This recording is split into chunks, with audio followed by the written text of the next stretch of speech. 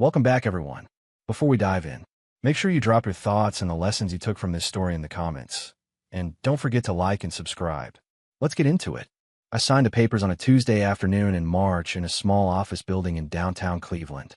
The lawyer's office smelled like old coffee and expensive cologne, the kind that lingers in the air long after the person wearing it has left. The blinds were half open, letting in a gray light that made everything look washed out. The conference table was polished so smooth I could see a distorted reflection of my own tired face in it as I sat there, pen in hand, trying not to think too hard about what I was actually signing away. My ex-wife, Tanisha, sat across from me in a dress that probably cost more than my entire month's salary at the warehouse. It was one of those sleek, fitted things she liked, the kind that made her look like she was heading to a magazine cover shoot instead of the end of a marriage. Her hair was perfectly done, nails immaculate, makeup flawless. If you had walked in without knowing the context, you might have thought she was negotiating a business deal, not finalizing a divorce. Her attorney, a man named Hutchinson with silver hair and a watch that looked like it could have paid my rent for a year, sat beside her. He kept sliding documents toward me with his practiced, professional expression that came off as slightly smug no matter how polite he tried to be. He explained every page in a calm voice, and I signed every page in silence. The rhythm of it felt mechanical. Him speaking, Tanisha watching, me signing, my name looping across papers that would officially prove I had lost nearly everything in less than 1 hour. "So you understand," Hutchinson said smoothly, tapping one of the pages with a manicured finger. "Tanisha will retain the lease on the house you both have been renting in Maple Heights. The landlord has agreed to transfer the lease solely into her name. You will have no further obligation or rights to the property." I nodded without looking up. That house had been our home for 6 years. My signature on that line turned it into just another address I used to live at. "She will also keep the newer vehicle," Hutchinson continued. "The Honda sedan you both purchased 3 years ago. You will retain ownership of the older Toyota." I almost laughed at that. The Toyota had 180,000 miles on it and a habit of refusing to start on cold Ohio mornings. The Honda started every time, purring like a cat. Of course she was keeping that one. Of course I was keeping the one that wheezed like it was offended by the concept of winter. "As for savings," Hutchinson said, flipping another page, "the balance in your joint account will be divided equally. You retain your personal account." He looked at his notes, which currently has approximately $800. I nodded again. $800 in a car that sounded like it was begging for retirement. That was what I was walking away with. It should have hurt more than it did, but at that point I was too numb to feel much of anything. But none of that was the worst part. The worst part was watching Tanisha smile. It was not a happy smile, or even a relieved one. It was victorious, sharp around the edges, like she had finally won a game I had never agreed to play. Her lipstick caught the light when Hutchinson slid the final page across the table toward me. She leaned forward slightly, the way she used to when she wanted to make sure I heard every word. "You know what is funny?" Tanisha said, her voice almost gentle. "I actually feel bad for you." She tilted her head, studying me like I was something on display. "You are going to die broke and forgotten, Rashad. Nobody is going to remember you existed. You were always too weak to make anything of yourself. Too average. Too boring. I am genuinely doing you a favor by leaving now, before I waste any more of my good years on you." Hutchinson shifted in his chair, clearly uncomfortable, but he did not say anything. I did not respond either. I just picked up the pen and signed where they told me to sign. My name, Rashad Coleman, appeared again and again in neat, black ink beside paragraphs of legal language I barely processed. When it was over, Hutchinson shook my hand. Tanisha stood, smoothed her dress, and walked out ahead of me, as though she had somewhere much more important to be. Maybe she did. I stepped out of that office building into the cold Cleveland air with a folder under my arm and the strange feeling that I just watched my life be disassembled piece by piece. Cars moved past on Euclid Avenue. People hurried along the sidewalks with coffee cups and briefcases, living lives that had nothing to do with mine. For a few minutes, I just stood there on the sidewalk, staring at the traffic, holding documents that officially confirmed I had almost nothing left. Then I walked to the bus stop and went home to a room I was renting month to month. 3 months later, I was working nights at a distribution warehouse on the edge of town, near an industrial stretch outside Cleveland. It was the kind of place that looked the same whether it was 2 in the morning or 2 in the afternoon, all fluorescent lights and concrete floors. I worked the night shift, loading boxes onto pallets and wrapping them in plastic until my hands burned. The pay was $10 an hour. It was not enough to build anything, but it was enough to keep me from falling apart completely. My schedule became a loop. I would show up at 11 o'clock at night, clock in, and spend 8 hours moving inventory in and out of trucks that backed into loading bays like tired metal beasts. The air always smelled faintly of dust, machine oil, and cardboard. The beeping of forklifts echoed down the aisles. My back hurt constantly. My hands were rough from cardboard edges and plastic strapping. I wore steel-toed boots and a cheap back brace I bought from a discount store, hoping it would keep me from completely breaking down. I rented a small room in a house on the east side owned by an older woman named Miss Laverne Jackson. The rent was $75 a week. The room was barely big enough for a twin bed, a small dresser, and a desk I had dragged in from the curb one afternoon. The walls were thin, but they were clean. I had access to a shared bathroom and, with strict rules, a mini fridge in my room. No kitchen privileges beyond a microwave I had picked up at a thrift store. It was not much, but it was mine, and nobody could take it from me without paperwork. The guys at the warehouse were decent enough. We were all just trying to get through our shifts. There was Lionel, who always wore the same faded ball cap, and talked about the day he would move his family to a quieter suburb. There was Ricky, who bragged about his side hustles but never seemed to sleep. There was Patrice, who worked faster than anyone else and never complained. We nodded at each other at the start of each shift, maybe traded a few words at break, and then lost ourselves in the rhythm of lifting and stacking. Nobody asked too many questions. Nobody really wanted to. Sometimes a few of them would go to a 24-hour diner down the street after work, a greasy spoon that served pancakes and strong coffee to nurses, truck drivers, and warehouse workers who were too wired to go straight home. I went with them once or twice in those first weeks. We sat in cracked vinyl booths and talked about sports, the weather, and which supervisor was the least unbearable. It was harmless, simple, and for a while I pretended that was enough. But most mornings, I skipped the invites. I just wanted sleep. I wanted silence. I did not tell anyone at the warehouse about the divorce. There did not seem to be any point. What was I supposed to say? That my wife of 7 years had decided I was not worth the effort anymore?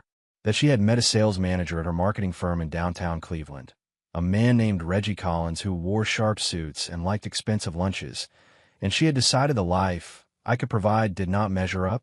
That when she finally left, she made sure to collect everything she could from the wreckage. None of that would help me load a pallet any faster. The strange thing was I was not even angry by then. Not really. I was tired. Tired of thinking about how Tanisha used to look at me like I mattered, before she started looking at me like I was just another piece of furniture in a house she planned to outgrow. Tired of replaying arguments in my head, wondering what I could have said differently. Tired of imagining alternate timelines in which we somehow figured it out and stayed together. In the warehouse, at least, there was no room for those thoughts. There were only boxes, deadlines, and the weight of the work in my hands. My supervisor was a man named Carlton Price, but everyone called him Mr. Price. He was in his late 40s, with a permanent frown line etched between his eyebrows and a belly that pushed against his reflective vest. He did not care about much except making sure the trucks were loaded on time and the numbers matched the spreadsheets in his office. As long as you showed up on time, did what you were told, and did not start any trouble, he left you alone. I appreciated that. I did not need a mentor, or a pep talk, or a fake corporate family. I needed a paycheck and some quiet. It was a Thursday night, about 3 months after the divorce became official. I was in one of the back sections of the warehouse, organizing a shipment of kitchen appliances stacked on pallets that seemed to go on forever. My shift was almost over, and my mind had started drifting toward mundane things. Whether I had enough milk left for cereal, whether I would bother stopping at the store or just skip breakfast again and go straight to bed. The fluorescent lights hummed overhead. Somewhere nearby, a forklift beeped in reverse. That was when I heard someone call my full name. Not just Rashad, but Rashad Coleman. Spoken clearly, the way someone would say it if they had actually known me before everything fell apart. The sound sliced through the warehouse noise, and I froze with a box in my hands. For a second, I thought I had imagined it. Then I heard it again, closer this time. Rashad Coleman. There was a question in the voice, but also a certainty, as if the speaker already knew it was me. I turned around, confused, and saw a man walking toward me down the aisle. He looked completely out of place in that environment. He wore dark slacks and a button-down shirt. No tie, but still far too formal for a warehouse at 6 in the morning. His shoes were polished. His hair was dark with a few strands of gray, starting at the temples. He carried himself like someone who had spent more time in conference rooms than loading docks. He looked familiar, but my tired brain could not immediately place him. He stopped a few feet away from me, hands in his pockets, and gave me a small, genuine smile that did not feel pitying or smug. "Took me 3 weeks to track you down," he said. "You are not easy to find when you do not want to be found." His voice unlocked something in my memory, a door to a room I had not visited in years.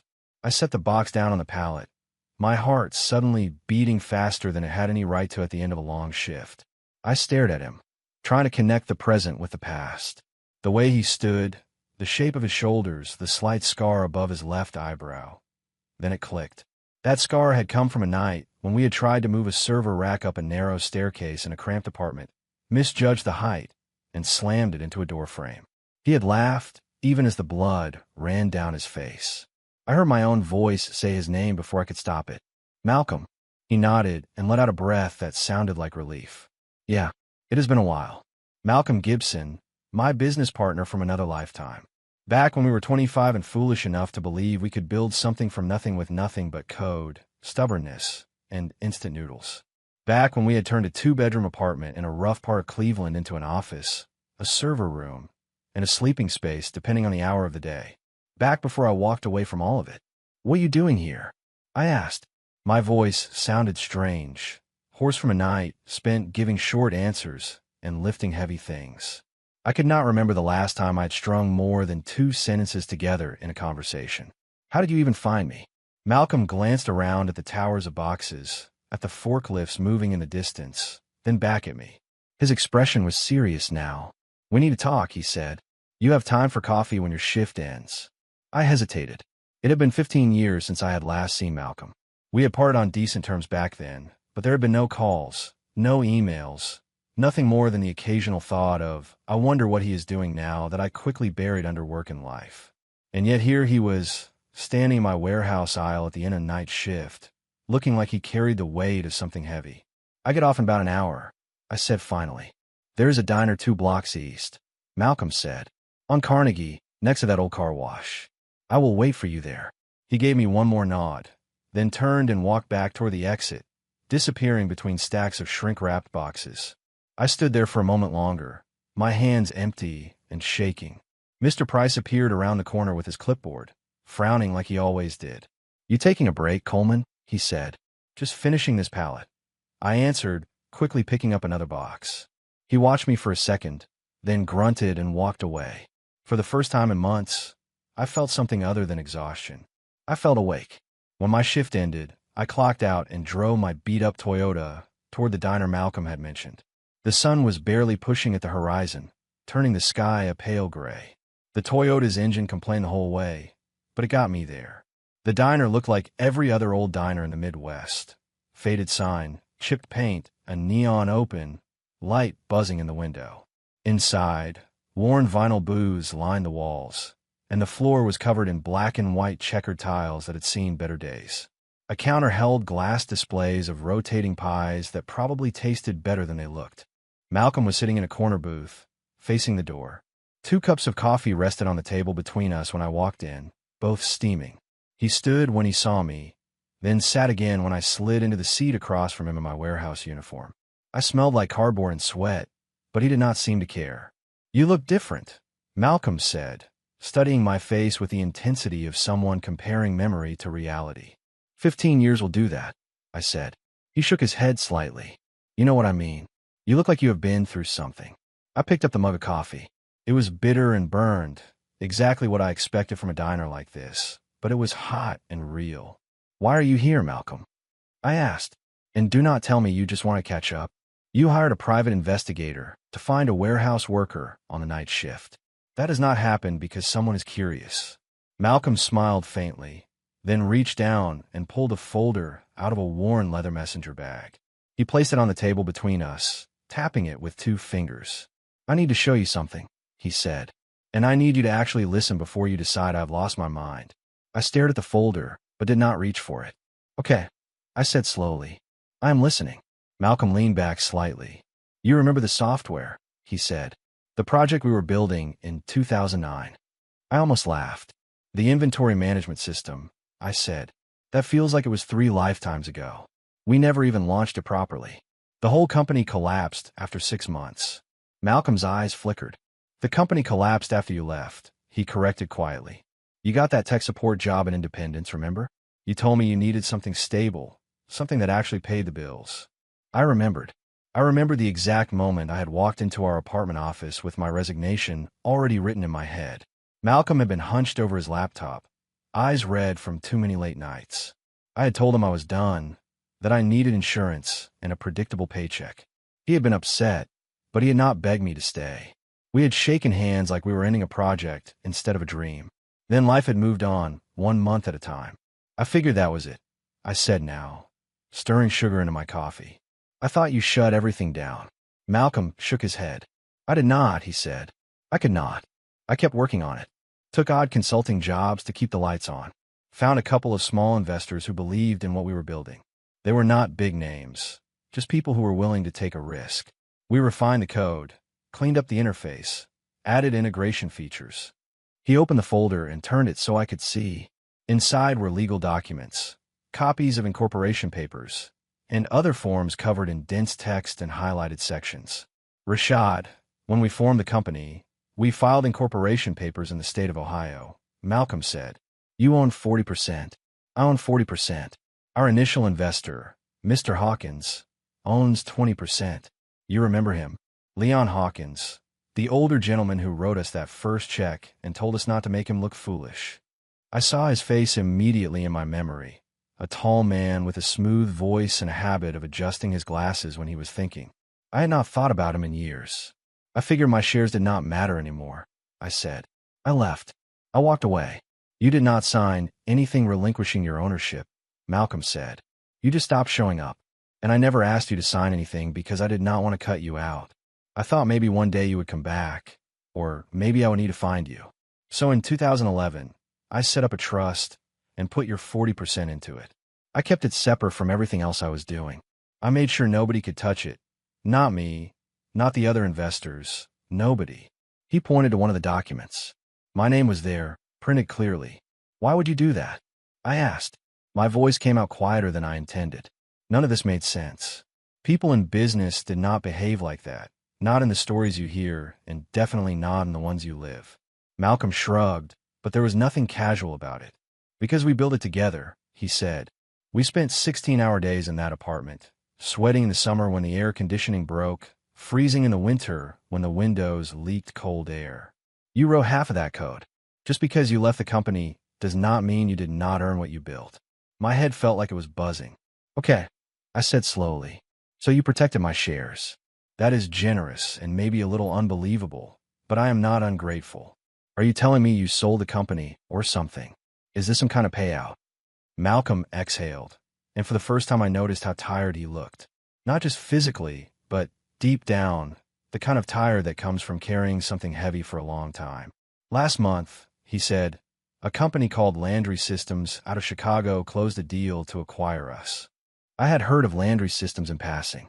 They handled large-scale enterprise software and had government contracts, logistics platforms, the whole thing. They spent 2 years negotiating. Malcolm continued. They wanted our inventory management platform because it integrates with legacy systems that nobody else wants to touch. We finally closed the deal 3 weeks ago. He took a breath and looked me straight in the eye. The total acquisition was for $11.7 million. The diner suddenly felt too small. The clatter of dishes from the kitchen, the murmur of conversations from other booths, the hum of the light above our table. All of it seemed too loud. Your 40%, Malcolm said quietly, after taxes and legal fees and everything else, comes to about $4.7 million. For a long second, my brain refused to process the words. 4.7 million. The number hung in the air between us like it belonged to someone else's life. I waited for Malcolm to laugh, to tell me he was joking, to admit this was some elaborate stunt. He did not. He slid a stack of documents closer to me. It is all in there, he said. The trust documents, the acquisition agreement, the breakdown of the payout. Your banking information is outdated, so we have to update that. There is an attorney waiting to talk to you. Her name is Rochelle Porter. She has an office downtown. She will walk you through everything. I looked down at the papers, then back at him. This is not possible, I said. It is, Malcolm said. I promise you it is. My mind reeled. I have been loading boxes in a warehouse for $10 an hour, I said slowly. I am living in a rented room with a mini fridge. I just went through a divorce that stripped me down to almost nothing. And you are sitting here telling me I am a millionaire. Malcolm gave a small, weary smile. Yes, he said. That is exactly what I am telling you. I swallowed. Why did you wait so long to find me? I asked. Why not track me down years ago? Why wait until now? Malcolm looked down at his coffee, watching the steam curl into the air. About 5 years ago, I did hire someone to find you, he said. They tracked you to a city in Pennsylvania. You were married then, working that tech support job. You looked stable, not rich, but not falling apart. I did not want to disrupt your life with a lot of talk and no actual money in your account yet. The trust was safe. Your shares were protected. I decided to wait until there was something real to give you. He looked back up at me. Once the acquisition deal closed, I tried contacting you at the old address, but the letter was returned. No forwarding information. I dug deeper and learned about the divorce. I found out you were here, working nights, and I decided I had waited long enough. I picked up one of the documents. My name stared back at me from the page. Numbers filled the margins and footnotes. I did not understand half the legal terms, but I understood one thing clearly. My life had just changed. What about Tanisha? I asked suddenly. The question came out before I could stop it. Can she claim any of this? Malcolm shook his head. I already had Attorney Porter check that, he said. The trust was established before your marriage. And according to the divorce paperwork she pulled, Tanisha signed documents waiving any rights to prior business interests. Her lawyer probably thought it was standard language. Did not realize there was anything of value attached to it. I almost laughed then. Tanisha had fought bitterly over furniture, over the newer car, over our joint savings account that barely held enough to cover 3 months of living expenses. She had walked out of that attorney's office feeling like she had drained every last usable piece from our marriage. Meanwhile, the thing that actually mattered, the thing that would have changed everything, sat in a trust she did not even know existed. So she gets nothing, I said quietly. Correct, Malcolm replied. This is yours. Free and clear. We sat in silence for a while. I kept reading the same lines on the documents and forgetting them immediately. The idea that $4.7 million somehow belonged to me felt absurd. 3 months earlier, I had signed away everything I thought I had. Tanisha had told me I would die broke and forgotten. Now a man I had not seen in 15 years was offering me proof that she had been wrong on both counts. I do not know what to say, I admitted. Malcolm smiled. You do not have to say anything right now, he said. Just do not go back to that warehouse tonight. Come with me. Meet Rochelle. Let her explain the next steps. After that, you can decide what you want to do. I sat there for another moment, thinking about my life, my small rented room, my aching back, my routine of work and sleep, and not much else. Then I thought about the fact that my hands were still shaking, and that walking away from this table would mean walking back into a life that suddenly did not fit anymore. All right, I said. Let's go talk to your attorney. Rochelle's office was in a mid-rise building downtown, not far from Public Square. The lobby was clean and quiet, with a faint smell of lemon cleaner and fresh paper. Her firm's suite was on the 10th floor, with a glass door that had her name neatly etched into it. Inside, the reception area was tasteful but not intimidating. Framed degrees on the walls, a few comfortable chairs, a coffee machine humming on a side table. Malcolm introduced me, and a few minutes later, I was sitting in a conference room across from Rochelle. She was probably in her early 50s, with sharp eyes behind modern glasses and a posture that suggested she did not waste time. Her handshake was firm without being aggressive. I have been looking forward to meeting you, Mr. Coleman, she said as we sat down. Malcolm has told me quite a bit about you. I gave a small, uncertain smile. Most of it good, I hope, I said. Enough of it good, Malcolm replied, sitting beside me. Rochelle opened a large folder and began laying out documents in an orderly fashion. She walked me through everything. The original incorporation documents filed in 2009. The trust Malcolm had set up in 2011, with my 40% held under my name. The acquisition agreement from 3 weeks earlier. Bank statements showing where the money currently sat in an escrow account, waiting for me to claim it. She explained each piece in clear, plain language, never sounding condescending, never rushing me. I asked the same questions more than once, and she answered them without impatience. This is legitimate. I asked for what felt like the 5th time. Completely, Rochelle said. I verified every document personally. The Internal Revenue Service has already been notified and preliminary tax matters are in process. Once you provide updated banking information and sign the transfer authorization, the funds will be available to you within 3 business days. The number, $4,700,000, kept circling my mind, colliding with images of pallets, time clocks, and the dim little room I rented from Miss Laverne. I glanced at Malcolm. He sat quietly, hands folded, letting Rochelle handle the details. He had been living with this knowledge for weeks, maybe months, while I had been strapping boxes and eating microwave dinners. Why did you really do this? I asked him. You could have claimed my shares were abandoned. You could have restructured the company. You could have found some legal route to fold my portion into your own. No one would have known. Malcolm was quiet for a moment.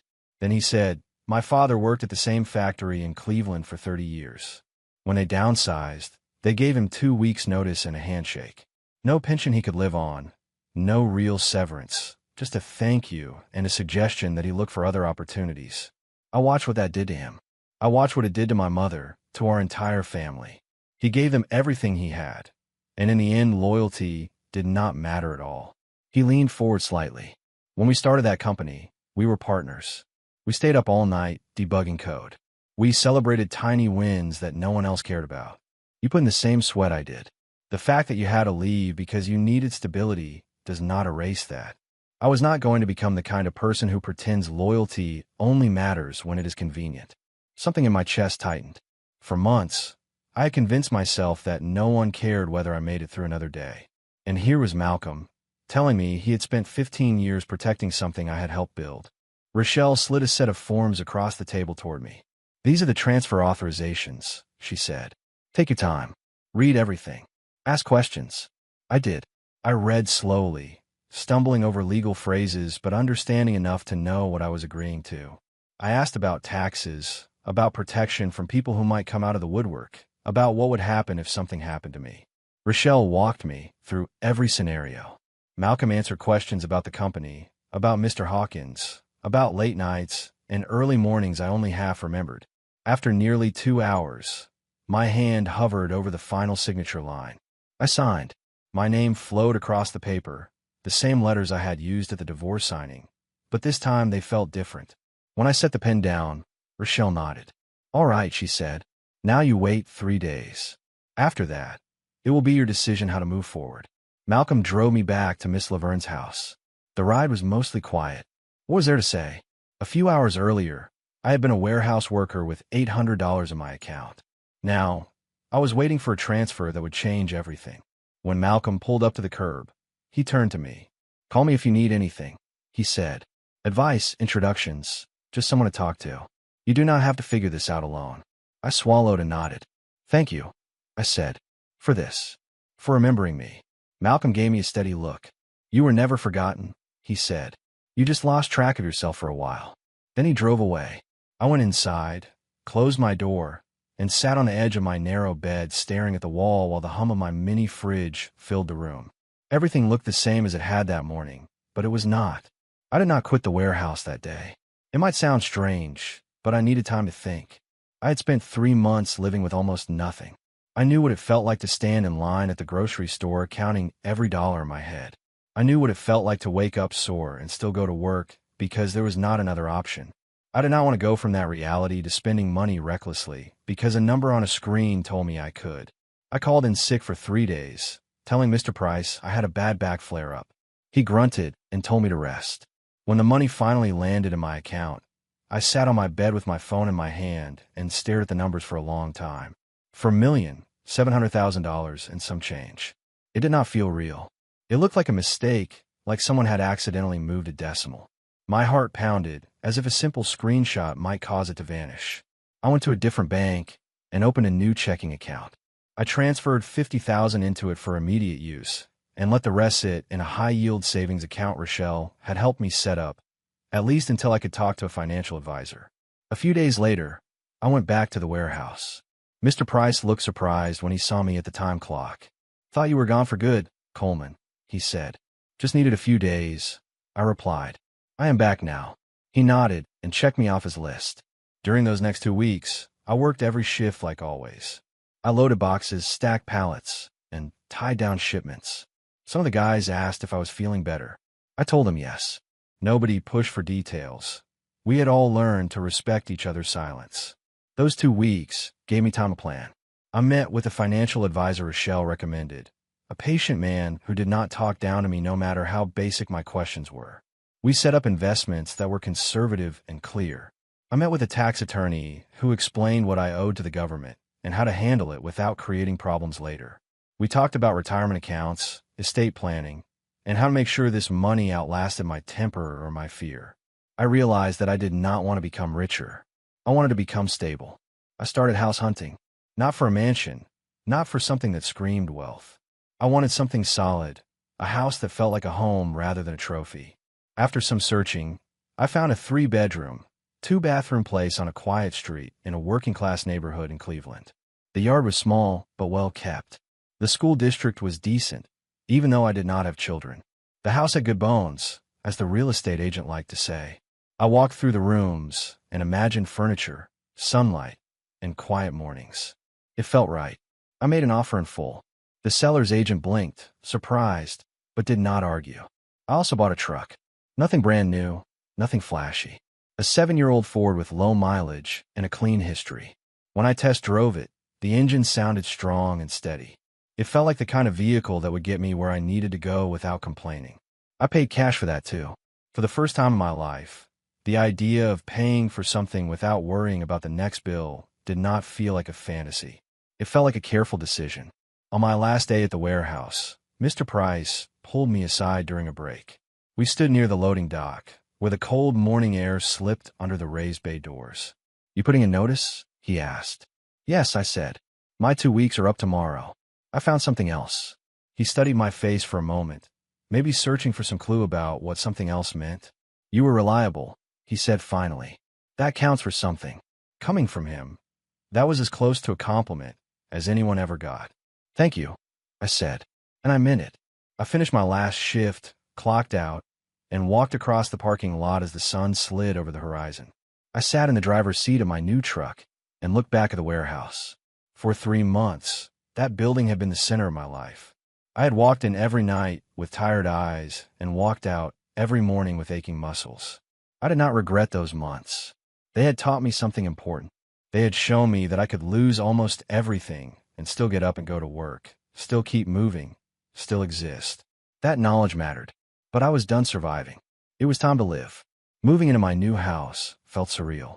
At first, it was mostly empty, just a mattress on the bedroom floor, a folding chair in the living room, and a few boxes of clothes and dishes. I had been moving my things out of Miss Laverne's place slowly, not wanting to overwhelm either of us.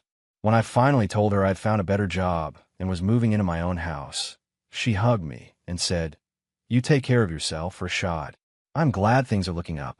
I gave her an extra $200 when I left. She tried to refuse it, but I insisted.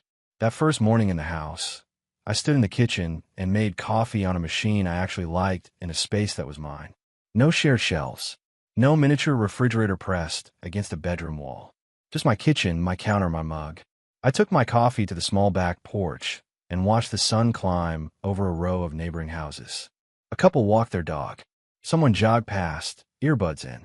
It was quiet in the best way, the kind of quiet that felt like a deep breath after holding it for too long. For a while, I did not do anything dramatic with my new life. I furnished the house slowly, buying sturdy pieces instead of flashy ones. I set up automatic payments for utilities, property taxes, and insurance. I kept 6 months of living expenses in checking at all times like the advisor recommended. The rest stayed invested where it could grow without drawing too much attention. I woke up when my body wanted to wake up. I cooked breakfast. I read books I had never had time to read. The world felt oddly gentle for the first time in years. After a few weeks, though, the restlessness crept in. I was not built to do nothing forever. I missed working through problems. I missed the feeling of solving a stubborn issue, whether it was a bug in code or a logistics issue that needed a path. One afternoon, while I sat at the small desk in my new home office, I remembered a conversation Malcolm and I had once had back in 2009. We had been up late, eating cheap takeout, talking about what we would do if the company ever made it big. Malcolm had said he wanted to buy his parents a house, so they never had to worry about rent again. I had said I wanted to help kids who could not afford college, kids who loved computers and software, but had no way to pay for tuition. At the time, it had been nothing more than a pleasant fantasy, a sentence tossed into the air and forgotten in the rush of everything else. Now, I had the means to turn that fantasy into something real, and I could not shake the idea. I called Rochelle and asked about setting up a scholarship fund. She connected me with another attorney who specialized in charitable foundations. Within 3 weeks, we had everything structured properly. The fund would be specifically for students from low-income families in Cleveland and nearby areas who wanted to study computer science or software engineering. It was not a massive fund, but it was enough to cover full tuition and living expenses for 5 students each year at partner universities in Ohio. I named it the Gibson Coleman Education Fund, combining Malcolm's last name and mine. When I told him, he groaned and called me sentimental. Then he wired $50,000 as a contribution.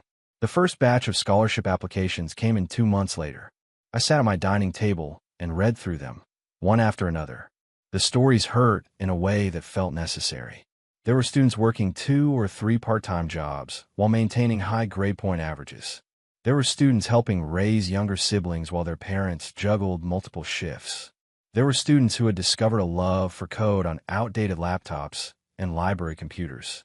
They reminded me of myself at 20, hungry for opportunity and blocked at every turn by circumstances. I selected 5 recipients, each choice both easy and impossible. I wrote the acceptance letters myself, signing my name at the bottom instead of using a stamped signature. One of the students, a young man named Terrell King from a struggling neighborhood on the east side, called me the day he received his letter. His voice shook as he spoke. "Mr. Coleman," he said, "I almost thought this was a prank. I have been working nights at a gas station to save for community college. I did not think someone like me would ever get to go to a 4-year university." I told him the truth. He had earned it. Someone had given me a chance once, and it was my turn to pass it on. Around the same time, Malcolm reached out with another offer. Landry Systems needed help integrating the platform we had built into some of their larger infrastructure. They wanted someone who knew the original code deeply, someone who could bridge the gap between what we had created and what their teams needed. It was a consulting role, remote work, flexible hours, and pay that was more than fair. "You do not have to do it," Malcolm said over the phone.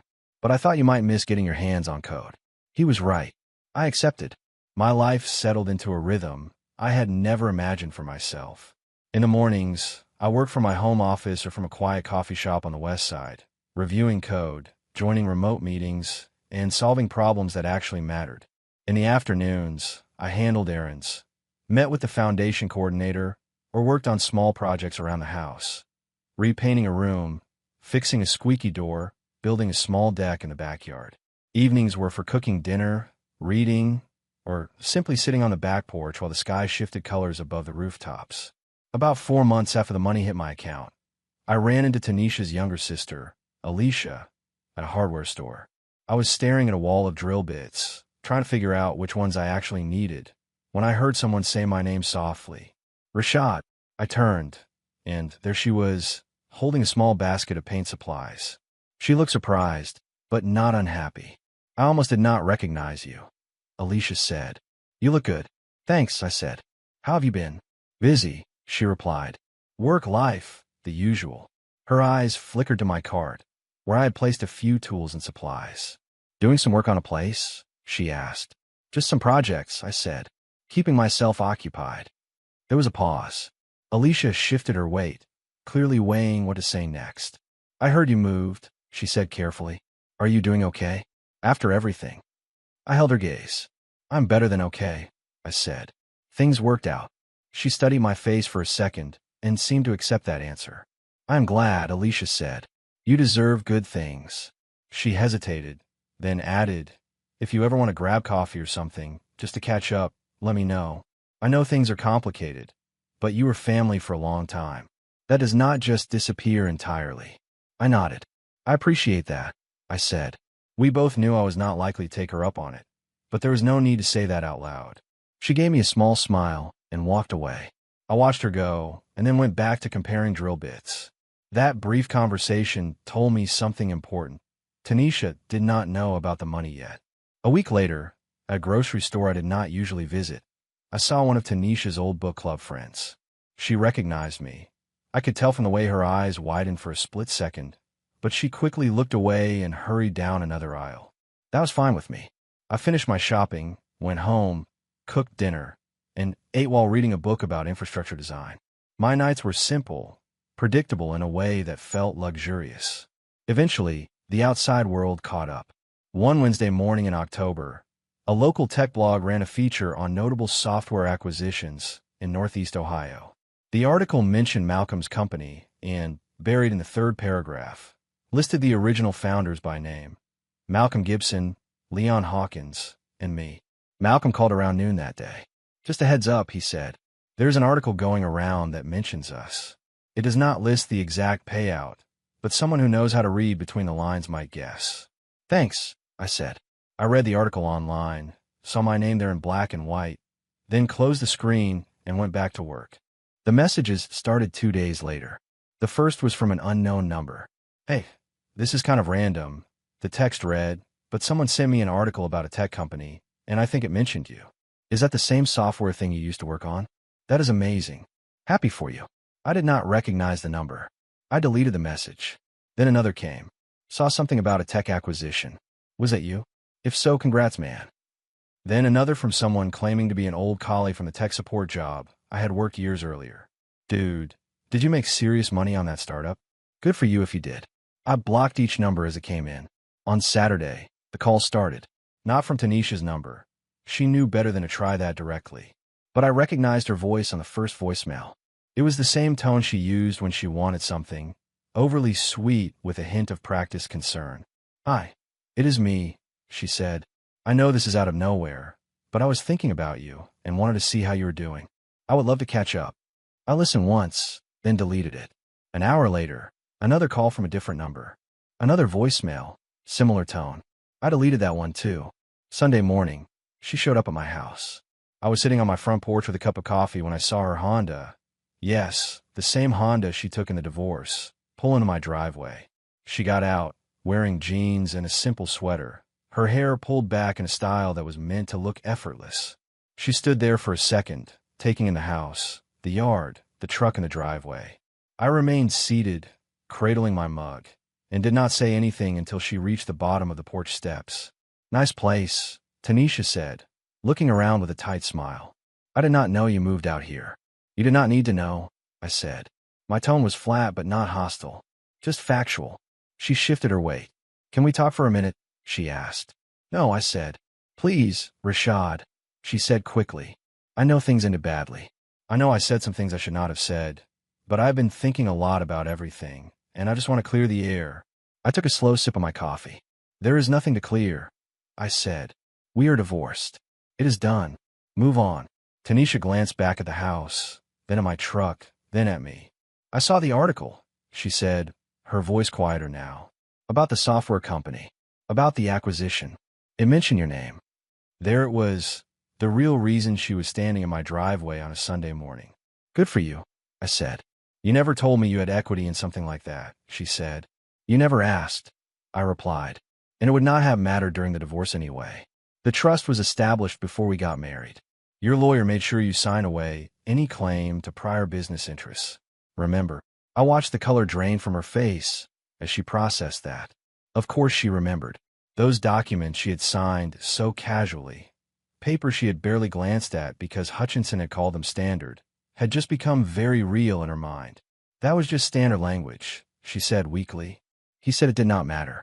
It mattered, I said.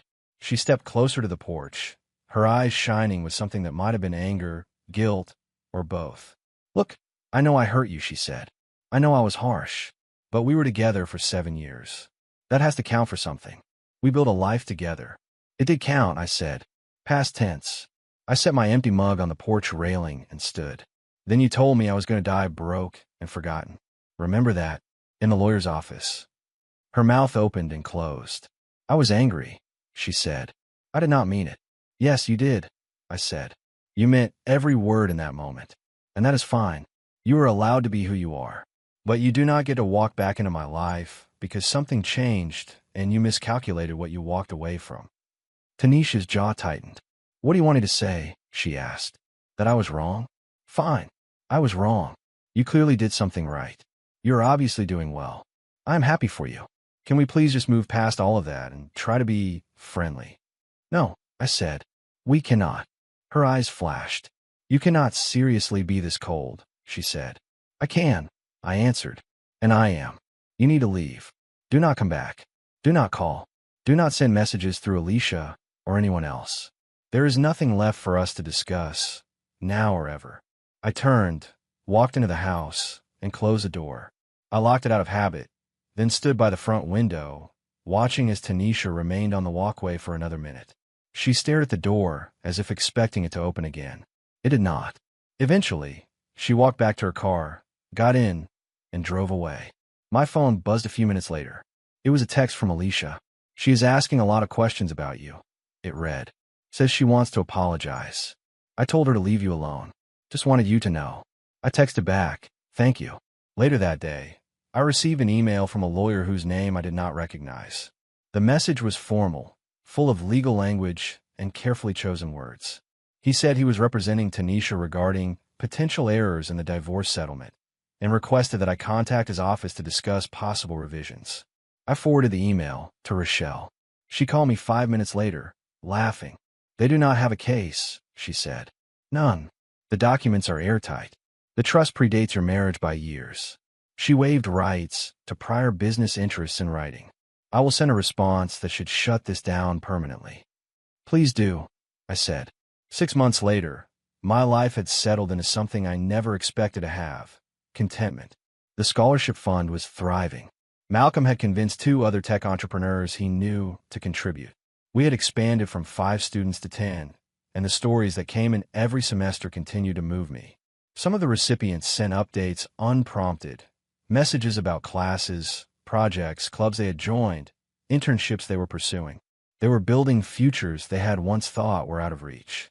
Knowing I played even a small part in that made every meeting, every form, every long conversation with attorneys worth it.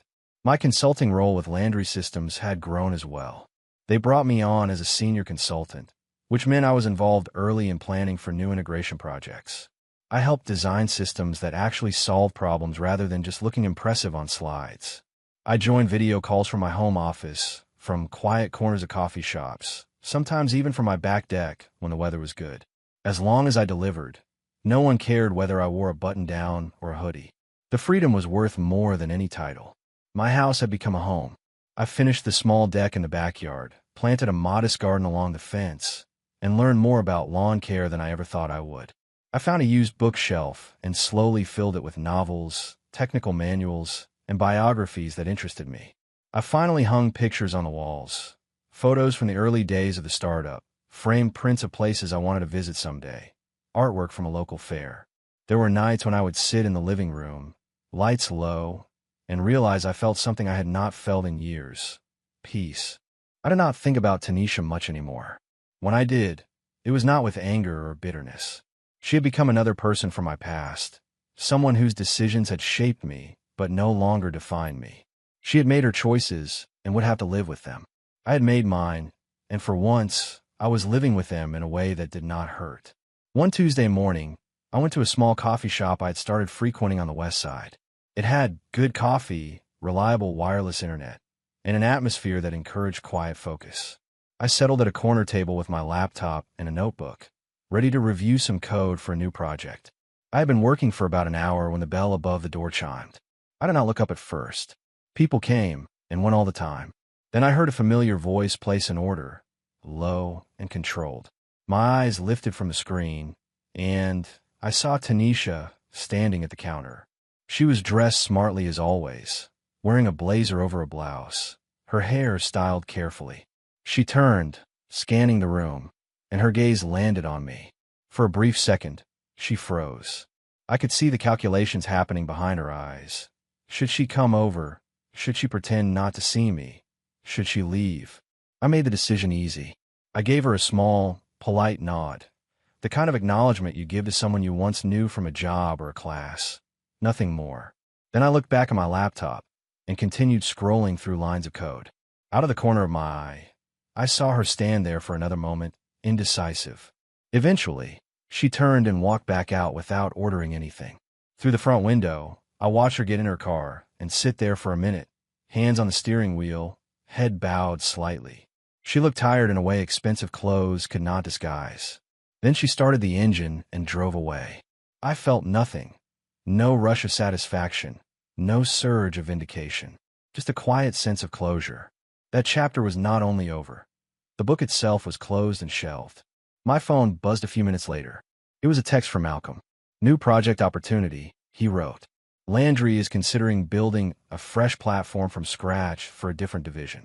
They want outside input early. Interested? No pressure. I stared at the message and then smiled.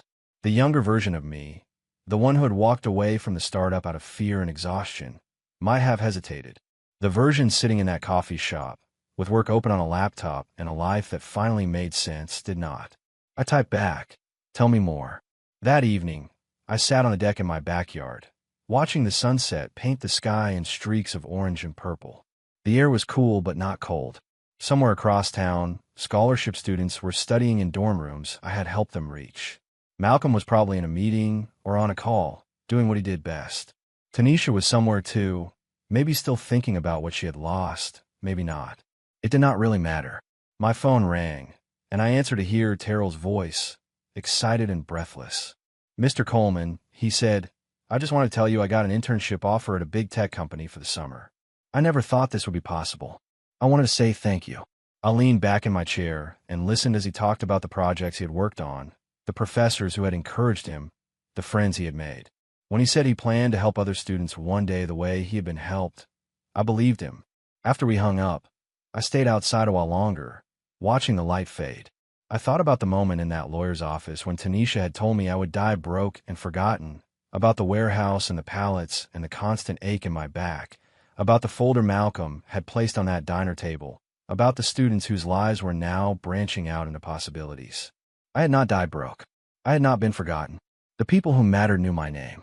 Tomorrow, I would talk to Malcolm about the new project and decide whether I wanted to dive into building something from the ground up again. This weekend, I would meet with the foundation coordinator to discuss expanding the scholarship program's partnerships with local schools. Next month, I plan to visit one of the universities where our students were enrolled and sit in on a class just to see their world firsthand. For the first time in a long time, my days stretched in front of me not as an endless grind, but as a line of possibilities. I stood, went back inside my house, and closed the door behind me, ready for whatever came next. If you enjoyed this story, please like, comment, and share this video with your friends. Subscribe and turn on the notification bell so you never miss a powerful story drop.